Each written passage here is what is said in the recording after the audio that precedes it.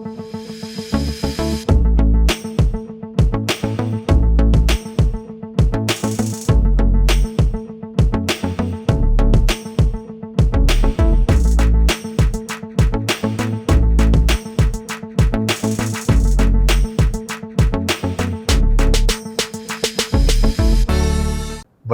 இலங்கை செய்திகளுடன் நான் நிரோஷன். விரிவான செய்திகளுக்கு முன் தலைப்புச் செய்திகள்.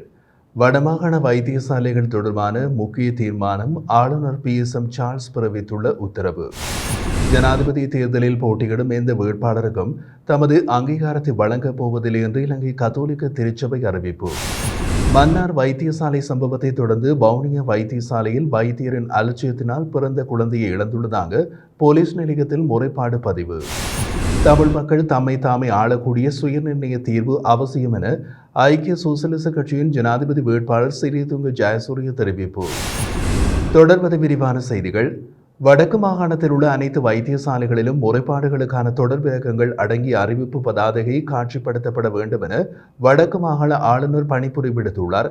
வடக்கு மாகாணத்தில் உள்ள அனைத்து வைத்தியசாலைகள், அரச மருந்தகங்கள் ஆகியவற்றில் முன்னெடுக்கப்படும் சேவைகள் தொடர்பான தகவல் அடங்கிய பதாதைகள் காட்சிப்படுத்தப்பட வேண்டும் என்று வடக்கு மாகாண ஆளுநர் PSM சார்ல்ஸ் மாகாண சுகாதார அமைச்சுக்கு பணிப்புரை விடுத்துள்ளார். நோயாளர்களுக்கு வழங்கப்படும் சேவைகள், நோயாளர்களும் வைத்தியர்களும் பின்பற்ற வேண்டிய நடைமுறைகள், சேவையை பெற்றுக்கொள்வதில் தாமதம் அல்லது சிக்கல்கள் ஏற்பட்டால் தொடர்பு கொள்ள வேண்டிய உயர் அதிகாரிகளின் தொடர் விளக்கங்கள் ஆகியன குறித்த பதாதையில் காட்சிப்படுத்தப்பட வேண்டும் என்றும் அறிவுறுத்தியுள்ளார். மாகாண சுகாதார சேவைகள் பணிப்பாளர், மாவட்ட பிராந்திய சுகாதார சேவைகள் பணிப்பாளர் ஆகியோரின் தொலைபேசி இலக்கங்கள் அறிவித்தல் பதாகையில் கட்டாயம் குறிப்பிடப்பட வேண்டும் எனவும், பொதுமக்களிடமிருந்து கிடைக்கும் முறைப்பாடுகள் தொடர்பாக துரித நடவடிக்கை எடுக்கப்பட வேண்டும் என்றும் சுகாதாரத்துறை உயர் அதிகாரிகளுக்கு வடக்கு மாகாண ஆளுநர் கூறியுள்ளார். அத்துடன் ஆளுநரின் நேரடி கண்காணிப்பின் கீழ் இயங்கும் அபயம் பிரிவின் தொலைபேசி இலக்கமும் அறிவித்தல் பதாகையில் காட்சிப்படுத்தப்பட வேண்டும் என்றும் அறிவுறுத்தப்பட்டுள்ளது. நோயாளர்களின் உரிமைகளை பாதுகாப்பதோடு அவர்களுக்கான சேவைகளை உறுதிப்படுத்த சுகாதாரத்துறையினர் மேலும் அர்ப்பணிப்போடு செயற்பட வேண்டும் என்றும் வடக்கு மாகாண ஆளுநர் சுட்டிக்காட்டியுள்ளார். நிறைவேற்று அதிகாரம் கொண்டு ஜனாதிபதி முறைமை அறிமுகமானது முதல்தான் இலங்கை கடுமையான பொருளாதார வீழ்ச்சியை நோக்கி சென்றதாக நாடாளுமன்ற உறுப்பினரும் ஜனாதிபதி தேர்தலில் சுயாதீன வேட்பாளராக போட்டியிடுபவருமான ரோஷான் ரணசிங்க தெரிவித்தார். நாடாளுமன்றத்தில் இன்று புதன்கிழமை விசேட கூற்றொன்றை முன்வைத்து உரையாற்றிய போது அவர் மேலும் கூறினார், கருப்பு பணம் மற்றும் பாதாள குழுக்களின் பணமே இந்த தேர்தலில் அதிகமாக பயன்படுத்தப்படுகிறது. இவ்வாறு சென்றால் இந்த நாடு அதில பாதாளத்திற்குள் செல்லும். நிறைவேற்று அதிகாரத்தால் எடுக்கப்படும் தீர்மானங்களில் எவ்வித ஆலோசனைகளையும் பெறப்படுவதில்லை. அண்மை காலத்தில் கோட்டாபய ராஜபக்ச பதவி துறந்து சென்றமை எம்முடன் உள்ள சிறந்த உதாரணமாகும். உயர்நீதிமன்றத்தால் அறிவிக்கப்படும் தீர்ப்புகளை கூட நிறைவேற்று அதிகாரம் கொண்டு ஜனாதிபதி நிராகரிக்கிறார். எனவே இந்த முறைமையினை முற்றாக ஒழிக்க வேண்டும். சிறிய நாடாக உள்ள இலங்கைக்கு 4 தேர்தல்கள் அவசியமற்றது. தேர்தல்களுக்காக பில்லியன் கணக்கில் செலவிடப்படும் நிதியை கல்விக்காகவும் பல்கலைக்கழகங்களை உருவாக்கவும் பயன்படுத்த முடியும். பிரதமரை தெரிவு செய்ய ஒரு தேர்தல் அவசியமற்றது. ஜனாதிபதி தேர்தலையும் நாடாளுமன்ற தேர்தலையும் ஒரே தடவையில் நடத்துவதற்கான முன்மொழிவுகளை வழங்கியுள்ளோம்.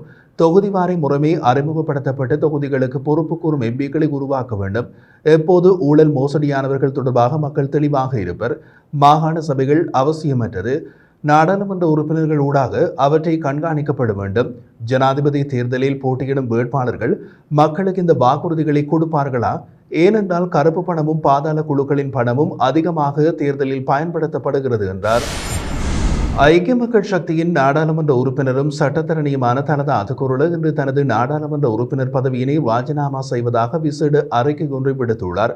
2004ஆம் ஆண்டு ஐக்கிய தேசிய கட்சியின் உதவி தலைவராக இருந்த காமினி அதுகுரலவின் சகோதரியான இவர் காமினி அதுகுரலவின் மரணத்திற்கு பின்னர் அவர் அரசியலில் பிரவேசித்ததோடு 2004, 2010, 2015 மற்றும் 2020 தேர்தல்களில் ரத்னபுரி மாவட்டத்திலிருந்து நாடாளுமன்ற தொகுதியில் வெற்றி பெற்றிருந்தார். இந்த நிலையில் விசேட அறிக்கை ஒன்றை விடுத்துள்ள அவர் ஐக்கிய தேசிய கட்சி 2 குழுக்களாக பிரிந்துள்ளமையால் மனச்சாட்சிப்படி செயற்படுவதில் சிரமம் ஏற்பட்டுள்ளதாக தெரிவித்துள்ளார். இன்று காலை நாடாளுமன்ற அமர்வில் உரையாற்றிய பின்னர் அவர் தனது உத்தியோகபூர்வ முடிவினை அறிவித்தார். அதே நேரம் தலதா அதுகுரல குழந்தைகள், பெண்கள் மற்றும் பாலினம் தொடர்பான துறைசார் கண்காணிப்பு குழுவின் தலைவராக உள்ளார் என்பதும் குறிப்பிடத்தக்கது. இலங்கையின் ஜனாதிபதி தேர்தலில் போட்டியிடும் இந்த வேட்பாளருக்கும் தமது அங்கீகாரத்தை வழங்கப் போவதில்லை என்று இலங்கை கத்தோலிக்க திருச்சபை தெரிவித்துள்ளது. ஜனாதிபதி தேர்தலில் போட்டியிடும் வேட்பாளர்களை சந்தித்துள்ள போதிலும் எந்த வேட்பாளர்களுக்கும் ஆதரவை வெளியிடப் போவதில்லை என்று கத்தோலிக்க திருச்சபை தெரிவித்துள்ளது. நாங்கள் எவருக்கும் அங்கீகாரத்தை வழங்க மாட்டோம் என்று கொழும்பு பேராயரின் பேச்சாளர் ஸ்ரீல்காமினி பெர்னாண்டோ தெரிவித்துள்ளார். மக்களே தங்களுக்கு யார் வேண்டும் என்பதை தீர்மானிக்க வேண்டும். நாங்கள் ஜனாதிபதி தேர்தலில் போட்டியிடும் வேட்பாளர்களோடு நாட்டில் கத்தோலிக்க மக்கள் எதிர்கொள்ளும் பிரச்சனைகள் குறித்து பேச்சுவார்த்தைகளில் மாத்திரம் ஈடுபடுகிறோம் என்று தெரிவித்தார். ஐக்கிய மக்கள் சக்தியின் ஜனாதிபதி வேட்பாளர் சஜித் பிரேமதாஸ், ஜேவிபியின் ஜனாதிபதி வேட்பாளர் அனுருகுமார் உட்பட பல ஜனாதிபதி வேட்பாளர்கள் பேராயர் கர்தினால் மெல்கம் ரஞ்சித்தை சந்தித்து பேச்சுவார்த்தைகளை மேற்கொண்டுள்ளனர். எந்த வேட்பாளருக்கும் ஆதரவளிக்காத போதிலும் கத்தோலிக்க மக்கள் தொடர்பான விவகாரங்கள் குறித்து 2019 உயிர்த்த ஞாயிறு சம்பவத்துக்கான நீதியினை நிலைநாட்டுவது குறித்தும் ஜனாதிபதி தேர்தல் வேட்பாளர்களோடு பேச்சுவார்த்தைகளை மேற்கொள்வோம் என்றும் ஸ்ரீல்காமினி பெர்னாண்டோ தெரிவித்தார். கல்வி போன்ற விடயங்கள் குறித்து ஆராயவே நாங்கள் அவர்களை சந்தித்தோம். இவை கத்தோலிக்கர்களுடன் தொடர்புபட்ட விடயங்கள் இல்லைத்தான் என தெரிவித்துள்ள ஸ்ரீல்காமினி பெர்னாண்டோ, மீனவர்கள் விவகாரங்கள் குறித்தும் பேசினோம். கத்தோலிக்கர்களில் பெருமளவு மீனவர்கள் உள்ளார்கள் என்றும் தெரிவித்துள்ளார். ஜனாசா அறிவிப்பு தொடர்பாக பிரதான தொற்றுநோய் நிபுணரை கொண்டு விசாரணை குழு ஒன்றை அமைக்குமாறு பாராளுமன்ற உறுப்பினர் ரவுஃப் ஹக்கீம் சுகாதார அமைச்சர் ரமேஷ் பத்ரனவிடம் வேண்டுகோள் ஒன்றை விடுத்துள்ளார். இன்றைய தினம் பாராளுமன்றத்தில் இடம்பெற்ற உரையில் அவர் இதனை தெரிவித்தார். குறித்த விடயம் தொடர்பாக அவர் மேலும் தெரிவிக்கையில், விஞ்ஞான ரீதியற்ற முறையற்ற ரீதியில் முஸ்லிம் ஜனாசாக்கள் எரிக்கப்பட்டிருந்தது. அதற்காக அரசாங்கம் மன்னிப்பு கேட்டிருந்தது. அதனை பாராட்டுகின்றோம். அதனால் எந்த ஒரு திணைக்கள ரீதியான விசாரணையும் இடம்பெறவில்லை. எந்த ஒரு ஆதாரமும் இல்லாத ஒரு பயங்கரமான தீர்மானம் எடுக்கப்பட்டது. ஆகவே முழு முஸ்லிம் சமுதாயமும் பயங்கரமாக பாதிக்கப்பட்டது. ஆகவே நான் உங்களுக்கு ஒரு கடிதம் ஒன்று எழுதியிருக்கிறேன். சுகாதார அமைச்சருள்ள பிரதான தொற்றுநோய் நிபுணரை கொண்டு குழு ஒன்றை அமைக்குமாறு நான் வேண்டிக் கொள்கிறேன். விஞ்ஞான முறையற்ற ரீதியில் நோய் தொற்றால் பாதிக்கப்பட்ட முஸ்லிம் ஜனாசாக்கள் எரிக்கப்பட்டது. இது முறையாக விசாரிக்கப்பட வேண்டும் என்று தெரிவித்துள்ளார். வவுனியா வைத்தியசாலை வைத்தியர் ஒருவரின் அலட்சியத்தினால் தனது குழந்தை பிறந்து இறந்துள்ளதாக குழந்தையின் தந்தையினால் வவுனியா போலீஸ் நிலையத்தில் முறைப்பாடு பதிவு செய்யப்பட்டுள்ளது. இது தொடர்பாக மரணித்த சிசுவின் தந்தையார் தெரிவித்த போது, தனது மனைவியினை பிரசவத்துக்காக கடந்த 17ஆம் தேதி வவுனியா வைத்தியசாலையின் 7ஆம் இலக்க விடுதியில் அனுமதித்திருந்த நிலையில் வலியை தாங்க முடியாத எனது மனைவி அங்குள்ள தாதி ஒருவருக்கு விடயத்தை தெரிவித்திருந்தார். இதன்போது அங்கு கடமையில் இருந்த வைத்தியர் ஒருவர் தொலைபேசியினை பயன்படுத்திக் கொண்டு அது தொடர்பாக கவனம் எடுக்காமல் அது ஒரு பிரச்சனையும் இல்லை என்று தெரிவித்திருந்தார். பின்னர் வலிக்குரிய மருந்தினை மனைவிக்கு தந்துவிட்டு உறங்குமாறு தெரிவித்துள்ளனர். மறுநாள் வைத்தியசாலைக்கு வந்த வைத்திய அதிகாரி ஒருவர் சேசர் செய்து குழந்தையினை எடுத்திருக்கலாம் தானே என்று கடமையில் இருந்த வைத்தியரை பேசியிருந்தார். பின்னர் மீண்டும் மாலை 5 மணிக்கு எனது மனைவியை சிகிச்சை கூடத்திற்கு அழைத்து சென்றார்கள். இதற்குள் 7ஆம் இலக்க விடுதியில் குளிரூட்டி இயங்கவில்லை என்று தெரிவித்து 5ஆம் இலக்க விடுதிக்கு எனது மனைவியை மாற்றிய நிலையில் பின்னர் தாதி ஒருவர் தொலைபேசி அழைப்பை எடுத்து என்னை வைத்தியசாலைக்கு வருமாறு அழைத்திருந்தார். அங்கு சென்றபோது அதிதீவிர சிகிச்சை பிரிவில் எனது குழந்தையை அனுமதித்திருந்தார்கள். அங்குள்ள வைத்தியரிடம் கேட்டபோது 5ஆம் இலக்க விடுதியில் இருந்து குழந்தையினை இங்கு அனுமதிக்கும் போதே உயிரில்லாத நிலைமையிலேயே தந்தனர். இருப்பினும் குழந்தையின் இதய துடிப்பை நாம் மீட்டுள்ள போதிலும் குழந்தையின் உடல்நிலையில் பாதிப்பு ஏற்பட்டுள்ளதாக தெரிவித்து குழந்தையினை எனக்கு காட்டினார். பின்னர் நேற்றைய தினம் இரவு எனது குழந்தை இறந்துவிட்டதாக தெரிவித்தனர்.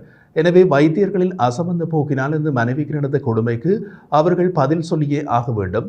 எனக்கு நீதி கிடைக்காமல் நான் சிசுவின் சடலத்தை பொறுப்பேற்க மாட்டேன் என்று தெரிவித்துள்ளார். இதேவேளை குறித்த விடயம் தொடர்பாக சிசுவின் தந்தையால் வவுனியா போலீஸ் நிலையத்தில் முறைப்பாடும் பதிவு செய்யப்பட்டுள்ளது. இந்த நிலையில் இது தொடர்பாக வவுனியா வைத்தியசாலையின் பணிப்பாளர் தெரிவித்த போது உள்ளக விசாரணை இடம்பெற்று வருவதாக குறிப்பிட்டுள்ளார். தமிழ் மக்கள் தம்மை தாமே ஆளக்கூடிய சுயநிர்ணய அடிப்படையிலான தீர்வு அவசியம் என ஐக்கிய சோசலிச கட்சியின் ஜனாதிபதி வேட்பாளர் ஸ்ரீதுங்கு ஜாசூரிய தெரிவித்தார். இது தொடர்பாக அவர் மேலும் கூறுகையில், தேசிய இனப்பிரச்சினைக்கு அரசியல் தீர்வு காணாமல் இலங்கையால் ஒரு அங்குலமேனும் முன்னோக்கி செல்ல முடியாது. பொருளாதார பிரச்சனை மட்டுமல்ல, இனப்பிரச்சனையும் பாரதூரமான பிரச்சனையாகும்.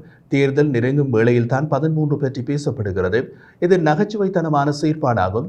தேசிய இனப்பிரச்சினைக்கு அரசமைப்பின் 13வது திருத்த சட்டம் போதுமான தீர்வாக அமையாது. மாகாண சபை முறைமை நடைமுறையில் உள்ளது. அதன் மூலம் பிரச்சனைகள் தீர்ந்ததா? குறைந்தபட்சம் காவல்துறை மற்றும் காணி அதிகாரங்களாவது பகிரப்பட்டதா என்றால் இல்லை. அவ்வாறு காவல்துறை காணி அதிகாரங்களை வழங்கியிருந்தால் கூட ஓரளவுக்கு நம்பிக்கையினை வென்றிருக்கலாம். ஜனாதிபதி வேட்பாளர்களில் இனப்பிரச்சினைக்கான தீர்வு எம்மிடம் மட்டுமே உள்ளது.